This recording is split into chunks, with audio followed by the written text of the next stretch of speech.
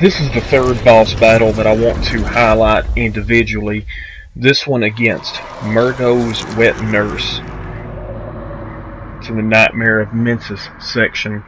This was the longest it took me to defeat any boss in the game as far as the length of the battle. However, it was actually only my first attempt at fighting this boss. I had never seen it before. And I was very shocked and felt very proud and accomplished that it only took me this one battle to defeat this boss. Overall, I think this was probably my favorite boss battle in the entire game. I love the character design. It just looks so intimidating and foreboding. And its moveset is really interesting.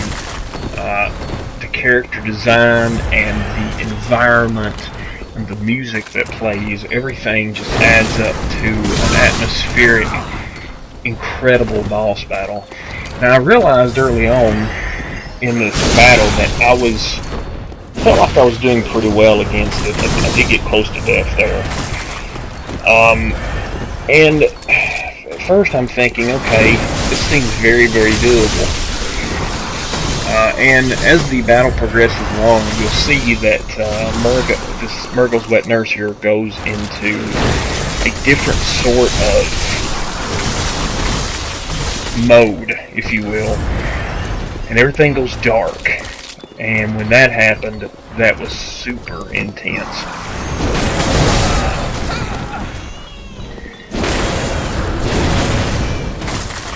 Got a little better, I think, as the fight went along about not staying in too long, not staying in range too long, because one of the things that happens is she starts that fury attack, or whatever you want to call it, with her blades, and that can put a hurt on you.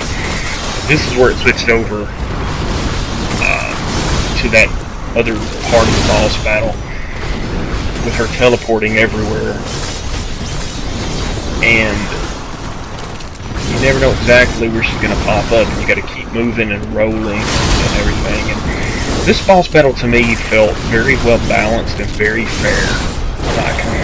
I just think everything about it was fun.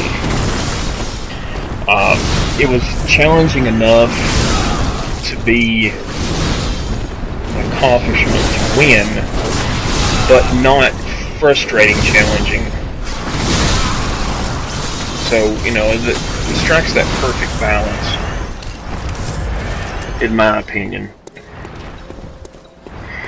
So I got her about halfway down here, and I was really, really glad to survive that other sequence there.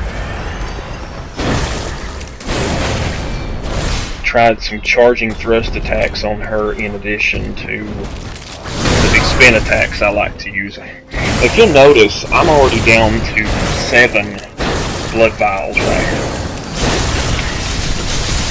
And that's going to be real important to the way this battle plays out.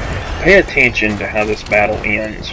It's got a great ending to it as far as the stakes that were involved. Because like I said, this battle, the length of it was the longest of any boss that I defeated, and it was, I think, a little over 6 minutes, whatever the length of this video ends up being.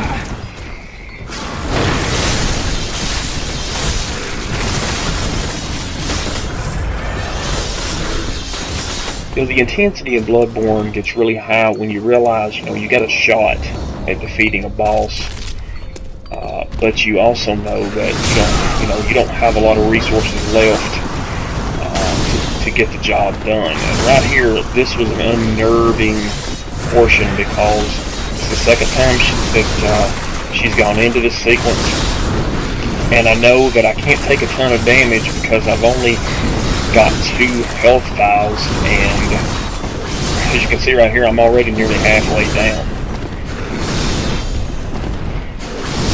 As you can also see, I've got 3 bullet paper, and I was trying to figure out, you know, should I use them in this attempt?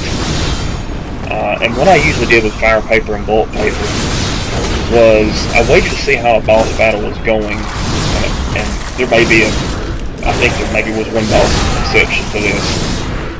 But for the most part, I waited to see how it was going, and then I thought if I had a legitimate shot at winning, then, like right here, I would use the bullet paper or the fire paper. Maybe that wasn't the best strategy, but it was a way for me to sort of conserve my supplies, because it's fairly expensive to keep buying those things, and it's not like you run across them and find them all the time. If you'll notice, I'm out of health vials, and I'm thinking to myself, what can I do?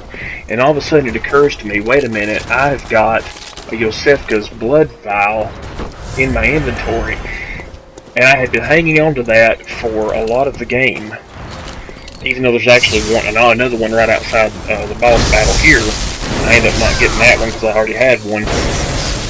And luckily, during the middle of all this intense battle, I remembered I had it, and I used it, and that gave me enough health to charge in at the end with the electrified axe and finish her off. Look at that. Just slightly more than half health. No blood vials left, and I defeated her first attempt. One of my proudest moments, one of the most enjoyable boss battles of this entire game.